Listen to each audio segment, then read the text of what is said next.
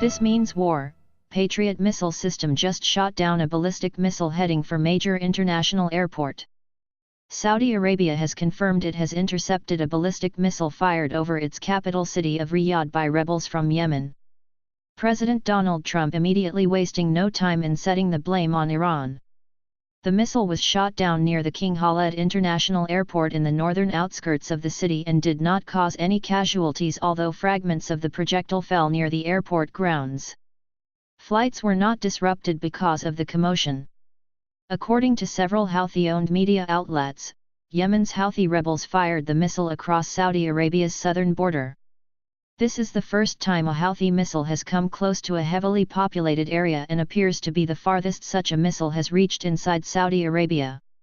To put this missile launch into perspective, Riyadh is around 620 miles north of the border with Yemen. Saudi Arabia is currently part of a multi-nation coalition who is carrying out bombings of the Iran-allied Houthi movement in Yemen, which thanks to the weakness of the Barack Hussein Obama administration has effectively taken over the capital city of Sana'a and other parts of the country during its bloody and lengthy civil war. Via the Washington Times.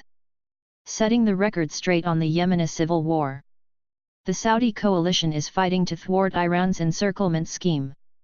Yemen is in its third year of a civil war that started in March 2015, pitting Houthi rebels against the internationally recognized government of President Abdrabbuh Mansur Hadi, which is backed by a Saudi Arabia-led coalition consisting of Egypt, Bahrain, Kuwait, Sudan, and the United Arab Emirates, UAE. The war began after Houthi rebels seized parts of the country, including the capital, Sana'a. More than 7,600 people have died in the fighting, plus a serious cholera outbreak has infected more than 300,000. The new element in this civil war is the introduction of Iran, which is backing the Shiite Houthi rebels with direct material and personnel support. With Iran already deeply involved in both the Syrian and Iraqi civil wars, why would Iran involve itself in the Yemeni civil war? It is all part of expanding the Iranian crescent to become the dominant power in the Middle East.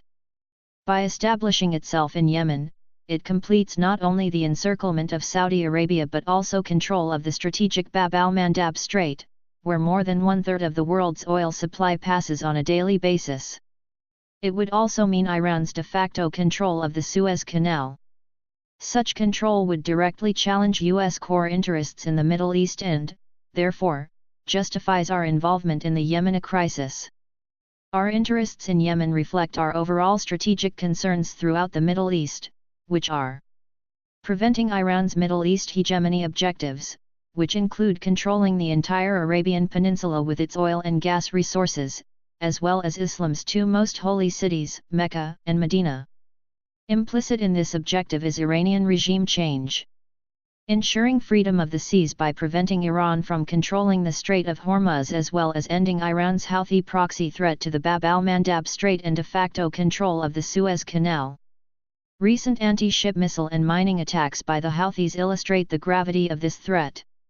Eliminating terrorists in the region who threaten U.S. objectives.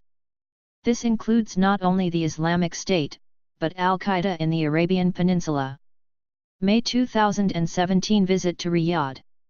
There has been a well-coordinated international propaganda campaign led by Iran's Washington lobbyists and the leftist mainstream media with the main theme that Saudi Arabia, backed by the United States, regularly carries out airstrikes against civilians, including children. It has been estimated that more than 7,600 civilians have been killed and 42,000 wounded, most of them attributed to Saudi airstrikes. However, information gathered by the UN Human Rights Office shows apparent indiscriminate attacks on civilian populations by both sides in the conflict. Further complicating the situation is the fact that Yemen is on the brink of a famine. To set the record straight, Saudi Arabia has been and continues to be the single largest donor of humanitarian aid to Yemen. It has provided more than $274 million in humanitarian assistance to Yemen through UN agencies. Further, Saudi Arabia has established the King Salman Center for Relief and Humanitarian Aid to facilitate and coordinate relief efforts in Yemen. Saudi Arabia has recently announced it will donate an additional $267 million in aid. The Salman Center just donated another $10 million to the International Red Cross. It should also be noted that Saudi Arabia has allowed Yemenis who illegally enter the kingdom to become legal residents. This status gives them access to medical care, education, and work opportunities. More than 600,000 have migrated to the kingdom. This year, the Saudi coalition announced the formation of a high-end independent commission to look into the coalition's conduct of actions in Yemen, including rules of engagement involving civilians. The coalition has also established a hotline with Doctors Without Borders to help protect their facilities and staff. The Saudi coalition also developed a list of 4,800 sites with coordinates not to be targeted. However, none of these efforts will satisfy the leftist media or leftist elements on the UN Human Rights Council, who want yet another independent group to review the situation in Yemen. Regrettably, more than 1,100 children have been killed in the Yemeni civil war, while some as young as 10 years old have been recruited by the Houthi rebels to fight. Recruiting children in Yemen to fight is nothing new. It is a way of life and has gone on for decades. The disinformation program has been fairly successful. For example, ill-informed officials like Sen. Bob Corker believe that choking off arms to the Saudi coalition and denying other assistance and training will contribute to the end to the war. The same theme is pushed by the United Kingdom, France, and others by their left-wing politicians and media. What this will do, however, is help Iran achieve one of its major goals: total control over the flow of oil.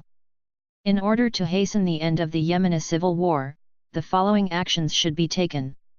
Continue providing arms and on-ground advice, such as targeting intelligence and close air support training for the Saudi coalition air forces. Set up a blockade in Yemeni waters to interdict arms smuggling by Iran. Develop plans to assist the Saudi coalition to retake the port of Hodeidah. Such action will isolate southern Houthi rebel forces from their bases in the highlands. It will also facilitate the recapture of the capital and its airport. Further, it would be a tremendous psychological blow to the rebels in Iran. In typical President Donald Trump fashion, while on his trip to Asia, the president quickly let the businessman in him take over by saying that a shot was just taken by Iran at Saudi Arabia. And quickly added that our defense system had immediately knocked it down.